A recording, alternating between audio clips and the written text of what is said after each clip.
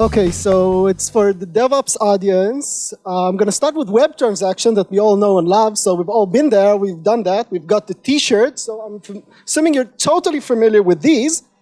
But when it comes to email, it's crickets. They don't look quite like crickets. But let's all take a moment of silence to appreciate how much we don't know about emails, even within the 5-minute scope.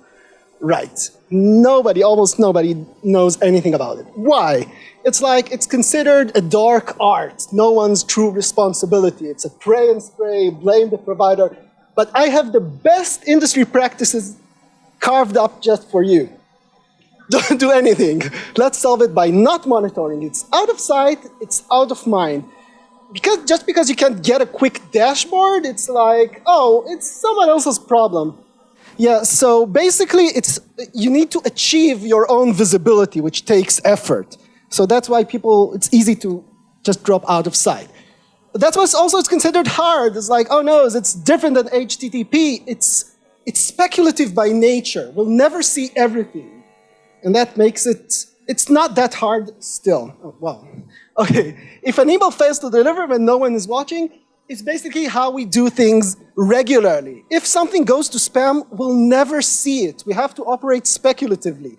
It's a bit of a mind change, but when we set up to that, we've done our first step, important step on the journey. So what can we see? What do we get feedback on?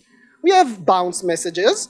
We have click and open rates. It's still not everything. It's just a little bit. We have to keep in mind that it's a little bit. It's not the whole picture at all. And from the other side, we have data courtesy of the provider. They are willing to tell us something about what's really happening. It's just very, very coarse-grained. They're not going to tell us, this email failed. It says, something is generally bad, or you're doing relatively good still. Again, it's hard to work with, but not impossible at all. So let's consider what does affect deliverability that we need to speculate with. So the technical factors, the SPF, DKIM, if you ever heard of that, they don't matter as much as people think. They matter quite little, actually. Otherwise, spammers would just bankroll their way to your inbox. What really matters is things like consent and engagement. Those are very dirty words in the tech world. And another thing that also comes up is reputation. Reputation is also, it's not the problem, it's just the indicator. The problem is that you're doing something wrong with your consent and with what you actually send. It's not that your reputation is low.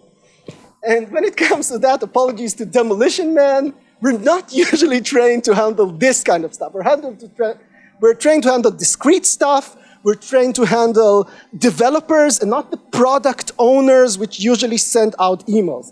So what do we do? How do we approach that? And half the way to getting through to the real thing is segmenting. We said that we need to consider consent and engagement. Let's divide our crowds and see what kind of consent we have from a group of people and what kind of engagement we have from a group of people. Then we can start to consider things like monitoring and things like that. How to segment? We need to segment by the recipient life cycle. Is this a new user? Is this a lapsed user? How far engaged are they? And we need to make sure that the messaging, that's the email type, the messaging that we are sending to these specific users is right. So it's not our domain, but we need to monitor it and reflect it to the owners of the emails. And those are the key ideas.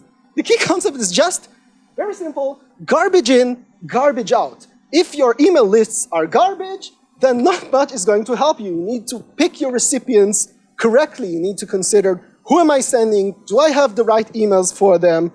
And we need to consider timing. If we send stuff too early to people before they've even completed our onboarding, it's way too early.